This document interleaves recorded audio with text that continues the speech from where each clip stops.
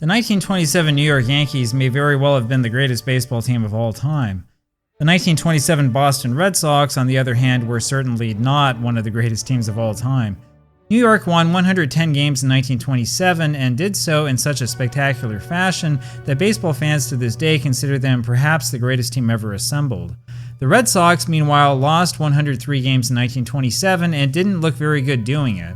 Well, we can have arguments about eras, about racial policies, and about how a 1927 team actually would fare in today's game, but this isn't really the video for that. We'll have more videos like that later on.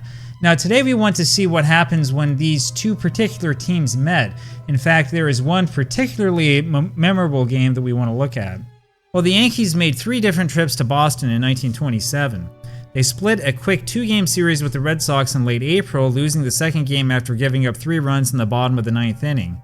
The loss put the Bronx Bombers in a tie with the Philadelphia Athletics for first place and marked only the 3rd win the Red Sox had in 14 games so far that season. Of course, the New York papers only cared about the Giants, who had won 6 straight and were in first place. Well, keep that all in mind the next time that somebody gets really excited in late April or mid-May about some team that happens to be doing really well. Experienced baseball fans know that it doesn't really mean that much until you get to the dog days of summer. It was mid-June when the Yankees next found themselves in Boston, and oh, what a time they had. It was all New York in all 5 of those mid-June games. In fact, you could argue that this 5-game sweep is precisely what made the Yankees so mighty in 1927. Now, the last time that New York visited Fenway Park in 1927 was in early September. By this time, the Yankees technically hadn't clinched the pennant yet, but they basically had. Meanwhile, nobody was challenging the Red Sox for last place. And so that set the stage for a doubleheader on Labor Day, Monday, September 5th, 1927, between the legendary Yankees and the hopeless Red Sox. Babe Ruth came into the game with 44 home runs. Gehrig was right behind him with 43. In fact, both men individually already had more home runs than the entire Red Sox team would manage together in 1927. That's right, the Red Sox would only hit 28 home runs all season. You would think that nobody would care about this meaningless matchup. Well, if you thought that, you've underestimated what baseball fans really cared about in 1927. I mean, everybody wanted to see Ruth and Gehrig. Everybody wanted to see them. And so that set the stage for what was probably the best game of the season. I'm not joking when I say that this was a sellout. They stopped selling tickets for the doubleheader at 1 p.m. a half hour before the game started, and the crowds crushed through the barriers anyway. Local newspapers estimate that over 50,000 people would have attended if there had been enough seats. The Boston Evening Transcript estimated the crowd at over 38,000, which would have set the all-time record for baseball attendance in Boston. Of course, teams didn't actually report attendance back in those days except for really special games like World Series games, so we'll never know the actual attendance figures. We also know that many people watched the game for free from buildings across the street. Remember that this was 7 years before the Green Monster was built. This 1916 photo kind of gives you an example. This would have been 11 years earlier. It would have been kind of hard to see from the buildings across Lansdowne Street, but it was certainly possible, and apparently a lot of people tried. The overflow crowd was so large that it spilled out onto the field, forcing the teams to use makeshift ground rules. Now, I've told you all of this to set the stage for one of the wildest games in the entire 1927 New York Yankees season. And just like with all the other You Are the Manager videos, this one is a dream for second guessers. Well, the Red Sox stuck 22-year-old pitcher Charlie Ruffing, better known as Red, out there on the mound. You probably know Ruffing better from his days with the great Yankees teams of the 1930s, seasons that would eventually land Red in the Hall of Fame. Red had most recently started on August 31st. He came into the game with a 5-13 record. Now, Ruffing had a rough time of it out there, giving up 6 runs in 4 innings, including a massive 2-run home run to Lou Gehrig in the top of the 3rd. Gehrig's home run, by the way, put him in a tie for the home run race with Ruth at 44 each. Boston, however, was able to chip away the Yankees starting pitcher, 27-year-old George Pipgras. Down 6-3 in the bottom of the 4th, Wally Shaner led off with a double. Phil Tote then singled, making it a 6-4 ball game, and then catcher Fred Hoffman, the number 8 hitter, came up and singled, putting runners on first and second with nobody out. And that brought up Ruffing. Now, what would you do? Would you pinch hit for Red? Do you let him swing away? He just gave up 6 runs to what most observers at the time were calling the greatest lineup in baseball history. In fact, since you're the armchair manager, I'll give you a little bit of context for this decision. The Red Sox had beaten the Senators in Washington, D.C. the day before 5-3 in 11 innings. Starting pitcher Slim Harris went all the way for Boston. The day before that, also in the District of Columbia, Danny McFadden had pitched 11 innings in another extra inning game. Tony Weltzer came on in relief and lost the game, getting only one out. Weltzer gave up 3 straight singles in the bottom of the 12th, the game winner, a single by Sam Rice, to end it. And the day before that, the Red Sox were creamed in Yankee Stadium 10-3. The starting pitcher that day, none other than Red Ruffing. In other words, the Red Sox, in theory, had a fully rested bullpen. Now, it's not easy for us to go back and see exactly who was in the bullpen. That would require a little bit more research than I have time to do at the moment. But the one thing that is clear is that the Red Sox absolutely could have pinch hit for Ruffing, and they didn't. Well, Ruffing beat out a sacrifice bunt instead, loading the bases. Pipgrass had tried to catch Phil Todt at third, but the throw was too late. Jack Rothrock then walked, forcing in a run and making it a 6-5 ball game. And then Buddy Meyer walked, forcing in another run and tying the score. So I guess that means the bunt was the right thing to do here. Anyway, it's kind of hard to say, but that was it for Pipgrass. The Yankees put in relief pitcher Joe Giard, a 28-year-old left-handed pitcher, pitching in his final major league season. With the bases loaded and nobody out, Ira Flagstead grounded to third base, forcing the runner at home. Bill Reagan then grounded into a potential double play but beat it out, scoring another runner, making the score 7-6. Okay, there are 2 men out now, and you've got Jack Tobin, the 5th man in the batting order, up to hit. So Jack was hitting .308. He had an OPS of .755, which was the 3rd best among the Red Sox in the lineup. So you let him swing away, right? That's the obvious decision, right? Well, apparently not. Buddy Meyer was caught trying to steal home, ending the inning.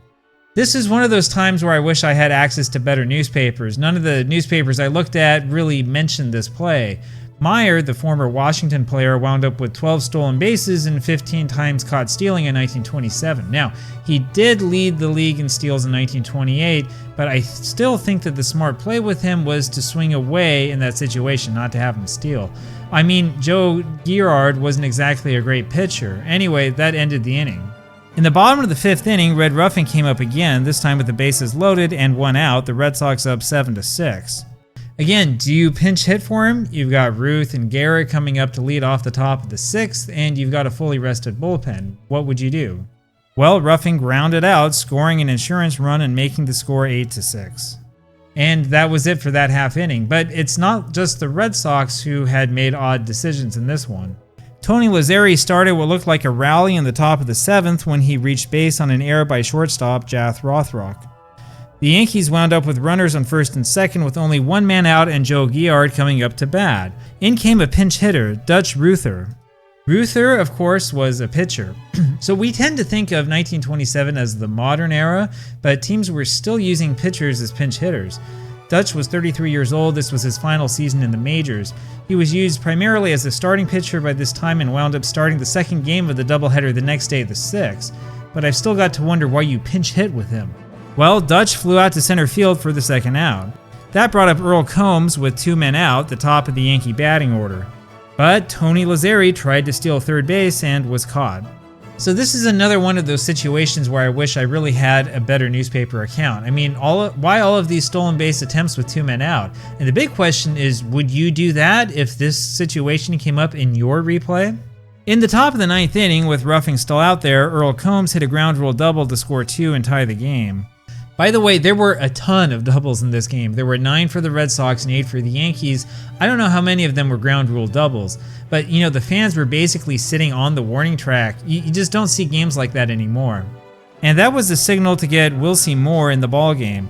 Now, Moore is a real interesting guy. He was a 30-year-old rookie with the Yankees in 1927, and he literally came straight off the farm. He also had one of the most remarkable relief pitching seasons in the history of baseball up to that point. In 1927, Moore wound up with a 2.28 ERA. He pitched 213 innings. He had a tremendous 1.71 ERA+. He had a 19-7 record, mostly in relief, and he was basically Mr. Lights Out for the whole season. And he would never pitch like that again in his 5 remaining major league seasons. He was a one-hit wonder.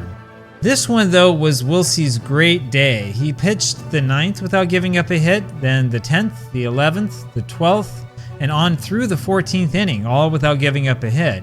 He finally gave up a single in the top of the 15th, and by that point, this was already Moore's longest outing of the season. That base hit belonged to Phil Todt, who was promptly thrown out trying to stretch it into a double by Bob Musial. Now, in the same inning, Red Ruffing came up to bat yet again, and yes, he had pitched 15 full innings up to this point, despite giving up 8 runs, 16 hits, and an incredible 11 walks.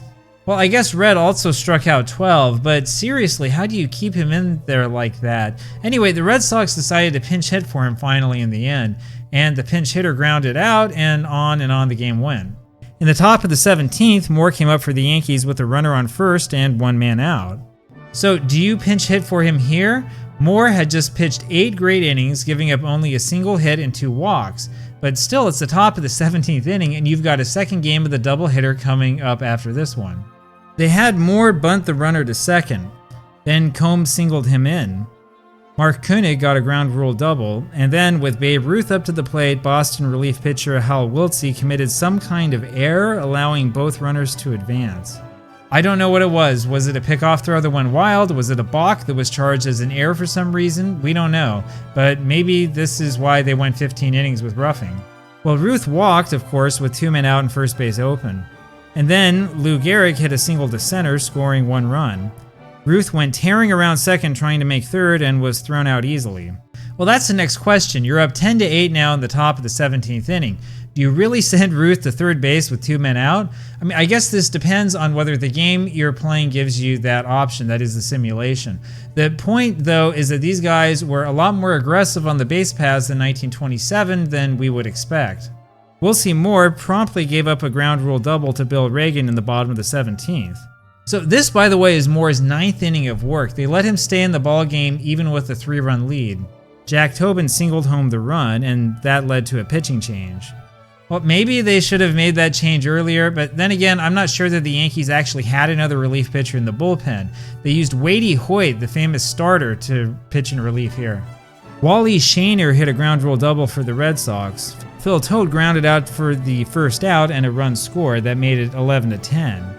Then came Bill Moore, who pinch hit for the catcher.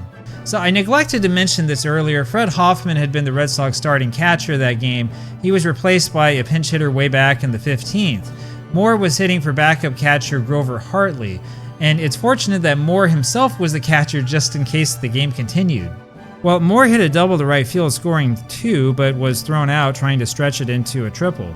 And there's another moment of second guessing. So it's now an 11-11 game with only 1 out in the bottom of the 17th. So why in the world are you going for third base? Anyway, the Yankees got out of that inning, bringing up the top of the 18th. With 2 men out, Mike Gazzella walked for the Yankees, bringing up Pat Collins. Gazzella, however, tried to steal second and was caught stealing. So this was the 3rd Yankee to be caught stealing in this ballgame. And remember, this is the 1927 Yankees. Both teams were playing extremely aggressively on the base paths, and it's kind of shocking given what we know now about how scoring actually works. I'm really not certain that there's a way to accurately replicate this in a simulation.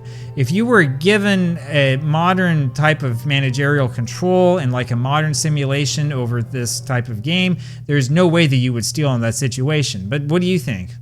Finally, with 1 out in the bottom of the 18th, Buddy Meyer hit a ground rule double.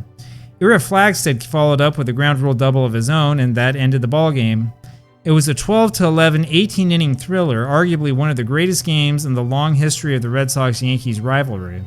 And they still had another game to play after this one. That second game didn't start, by the way, until 6:20 p.m., and remember that this was in September, back when there were no lights. Urban Shocker held the Red Sox to 3 hits in the second game. Boston, meanwhile, started Hal Wiltse, who had just thrown 3 innings in the earlier game to get the victory. Well, that's a sign that Boston might have actually had literally nobody else in its bullpen. Anyway, the only way to really know that for sure is to go back through all the newspapers and make a chart. I'm eagerly awaiting the upcoming Diamond Mine Baseball Deluxe 1927 season disc to see just how many pitchers the Red Sox have on September 5th. Well, the second game lasted only 5 innings before it was too dark, and the Yankees won easily 5-0. Okay, let's go back and take a look at all the crazy scenarios we had in this game.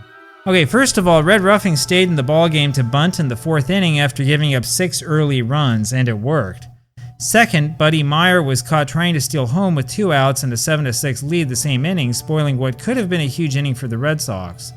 Third, Ruffing hits for himself again in the 5th inning in a key situation and drives in a run with a groundout, making it 8-6. But should he have been pinch hit for? Fourth, Tony Lazzeri tries to steal third base with the top of the order coming up and 2 men out, and he's thrown out. Fifth, Phil Todt is the first man to get a base hit off the invincible Wilcie Moore in the 15th inning. He tries to stretch it into a double, but is thrown out. Sixth, Red Ruffing stays in the ballgame for an incredible 15 innings despite being hammered by the 1927 New York Yankees left and right. How do you keep him in there for that long? Seventh, after the Yankees finally get up on the scoreboard again, Babe Ruth gets thrown out at third base with the 3rd out of the inning. New York was up 11-8 at that time and had Bob Musial and Tony Lazzeri up next. Eighth, the Yankees decided to bunt with Wilcie Moore instead of pinch hitting for him in the top of the 17th inning, even though he had just pitched 8 full innings in relief. Ninth, the Yankees put Wilcie Moore back out there in the bottom of the 17th despite having already pitched 8 full innings in relief, his longest outing that season. Moore gave up a ground rule double and a single and was taken out of there. 10th, after tying the game at 11 with a double, Bill Moore of the Red Sox gets thrown out trying to stretch it into a triple. And 11th, with 2 men out in the top of the 18th of a very long and tie game, Mike Gazzella is caught trying to steal second base. Well, this game is a second guesser's dream. What would you do differently? And how much has the game changed since 1927? Let me know in the comments.